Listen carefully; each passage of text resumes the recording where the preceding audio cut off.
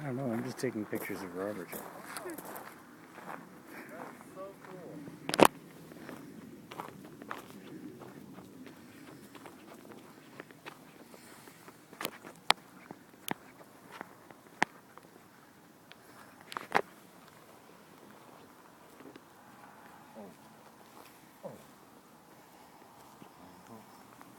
She got rid of all the sticks because they hurt and all the stumps and things. So she did the snow jobs, the job the snow does. That's so cool, and it works. It'll be perfect when she gets it all going. Yeah, yeah. It looks like a black version of little slides that I grew up with in Winnipeg. Huh? That's so funny. All dirt. Does this have to be a specific book? You know, Have yes you and ever no. thought of that? Yes, because I'm actually exploring all the concepts. I've been asked so many times why that after a while you can't keep saying the mundane, right? Right. So you start searching for more and more reasons why I would do it, and they're really profound. Are they? Yeah, they are absolutely unbelievably profound.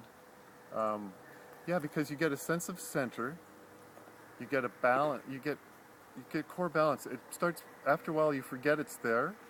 Once that happens, then your spine actually naturally all the muscles know what to do, because our ancestry goes way back, all of us, of carrying stuff on our head. So you feel your neck go tick, tick, tick, tick, and then when I meditate and I get into a Tai Chi pose or a Qigong, and do the book too, Yeah. the combination, the body, my breathing changes automatically. I don't have to process it logically. It starts happening subconsciously. So I don't have to be bored with like any classes anymore. Once I understood how I did yoga for a year, constant, so I could find out what it feels like, what I'm supposed to feel like. So at the end of every class, I would lie there in death pose and concentrate on exactly what it is that I'm feeling. So I go, okay, now I know what I'm supposed to feel like after yoga. So I don't have to do yoga all the time. Mm-hmm. As long as I live in that yogic state, feeling like that, if I can get there just by breathing and walking a few minutes, I'm okay. If I can't do it right away, I go, I've got to do something to find that center. And the book Helps you amplifies all, it shows me where I'm at. Right. So especially now that I've taken it to the streets, which over the last years has happened naturally, it just has to, Right. because it feels so good to do it. Yeah. So if I have the time to do it, and so I thought, well, the only thing stopping me from doing it is my own ego stopping me from doing it right now. And then I get really aware of my ego. Oh, squirrel's just running up a tree. So it helps me do that. It helps me to slow down. If I'm hurrying, it helps me see the world. It amplifies through some sort of source a feeling of connectedness that I can't describe. My sense of self, when I close my eyes, I see my black surrounding space really clearly with the book on the head. It stops. There's a radical shift. Now I'm different. Yeah. And I'm different. So now I'm not really answering your question because No, I didn't know the book would be important until later. Mm-hmm. Because I got asked that. Yeah. So then I went, I think it is. Because if I just do it with anybody else's book without really understanding the book, I don't know, it just feels like I'm wasting time. Isn't that interesting? Yeah, and I don't know how to describe it any more than that now. Because I started to do it because I always carried a book years before I figured it out of putting it on my head. Right. I now had no hands, and I love that. Yeah.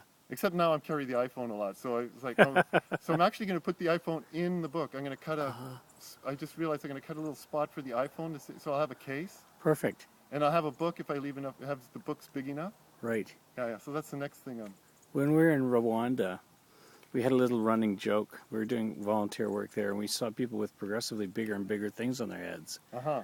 And we Yes. thought it was Yeah. becoming a fashion statement, but the ultimate was reached when we were coming down into Kigali, not Kigali, the small town in Rwanda, Uh-huh. and we saw somebody with a refrigerator on their head. No way. See, I'm not tempted to explore the weight yet. No. It's mostly the emotional charge that I'm exploring right now. Right. The resonance sort of. So I put some other things on just for lightweight volume to see what it felt like. It changes the whole, it becomes more about carrying something, and either visually or for whatever reason.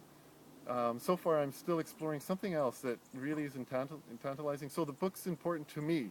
I don't think it's important for lots of the other physical functions that will happen, of course, right? Right. But if you want, and it's now I found, because of this, I also found out that wearing it in the public, I found out that President Lincoln put all his speeches in his hat. So that he felt that it would somehow get close to the brain and it somehow would get in him better. He had a big hat. Yeah, full of notes and stuff. That's why it was so big. Yeah. Yeah, I didn't know that until I started wearing the book, and people would share this. Another great reason to wear the book in public became, as I traveled around the world, I would meet people and have really fun conversations right off the bat. Of course. And I could walk into a cafe or bar, and as soon as I walk in, I scan everybody's look at me, right, their eye contact, and I can tell where they're coming from at that moment, where their mood is, within a split second. Perfect. Yeah, because they look at the book and they judge me with their first glance, right? And I read the judgment. So as a traveler, I knew what was safe and what the percentage of like this is okay or not okay place. Uh-huh. By the percentage of people in any town too. By the percentage of people that would see me with a hat and applaud it. Were people polite, or would they come up to you and say "nut bar"? Everything. Of course, right? Yeah. You do one thing and you're going to get everything. Yeah. I've gotten everything. At first, my ego was really, really onto the extreme. Both ways. Like it was really, really, really, really, they thought I was amazing. It also had an edge that it was beyond what I was really feeling for what I was doing. And then there's people, of course, that are like so far on the other side, it becomes extremely funny. It goes past the point of going from purple to yellow. It goes whoosh, for me when it gets really intense. So the books really helped me see all that. Very neat. Yeah. The book is, when I walk with the book, there's an amazing amount of oxygen that comes into my body because all my organs have lined up and I've sat at the computer all crunched up for an hour. So put the book on my head, go for 5, 10. I usually go for an hour now. Like in the streets all over, go shopping, go into the stop. Everybody in my little village knows who I am, right? I'm in the paper lots, not because of the book, but for other things. So I'm already seen, right? So putting in the book in my head, to some people seems like, wow, you're really drawing attention to yourself. Well, it's like when you're past 6'5", I think you start, I don't know, at some point it's like, it's so tall that that might be the only thing a person remembers about you, which is, of course, normal because you only just see them for a second. Mm-hmm. But there's more to everybody than our physical anything, right? Mm-hmm. Whether it's really, wow, that's really a compliment that it's tall, or it's like, oh man, you've got elephant's disease, right? It's like,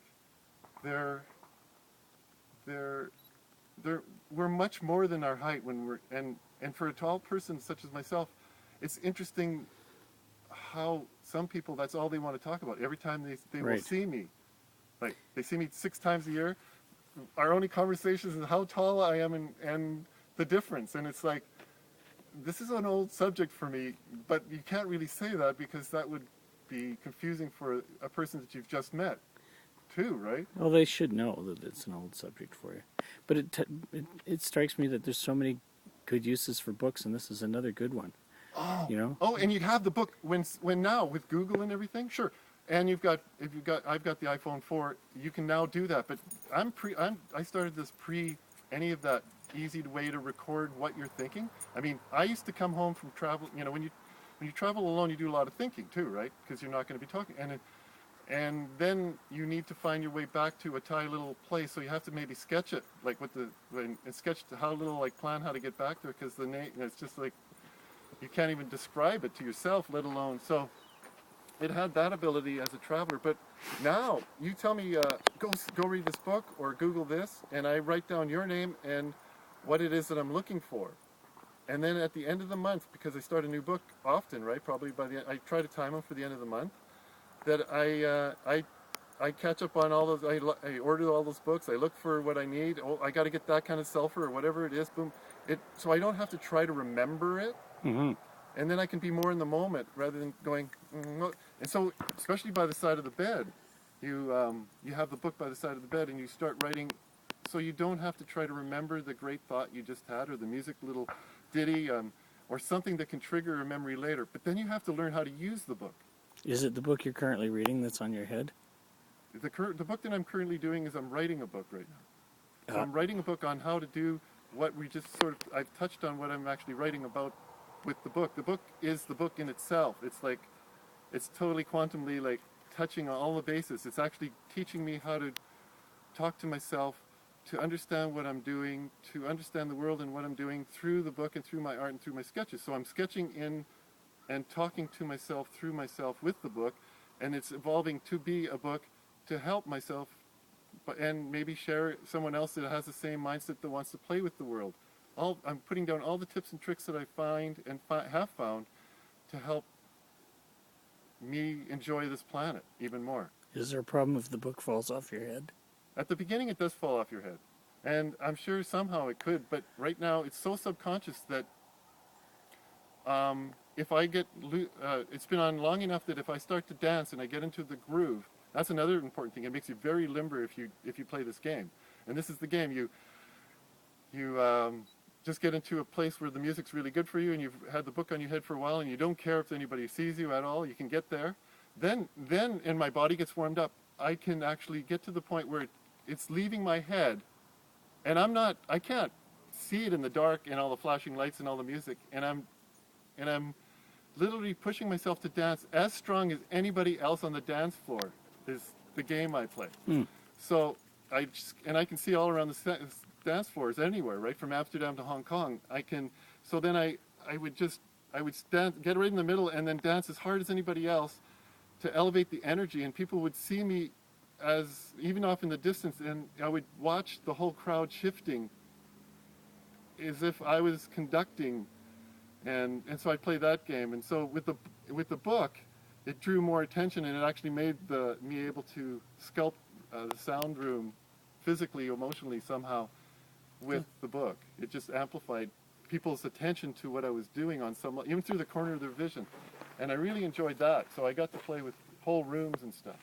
And so I'm not consciously aware where it is when I'm doing that. It's actually, I've surrendered it all, like driving your car over and over again.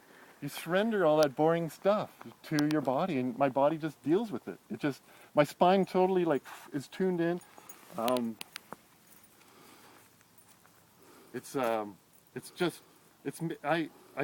Sometimes I'll go a whole week and I have spring shoes from Z-Coil that I put those on, and with the book. Now I'm not grounded anymore, so it's a different thing. Right now I'm grounded so that I don't know, they say apparently if I was to measure my blood, like take a shot of my blood, then get grounded for 20 minutes and take another shot of my blood, there's a huge difference in the way it looks. Wow. I've not actually seen it other than on the computer, like somebody's website, but...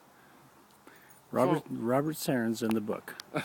Yeah, why do you have that book on the head? It's like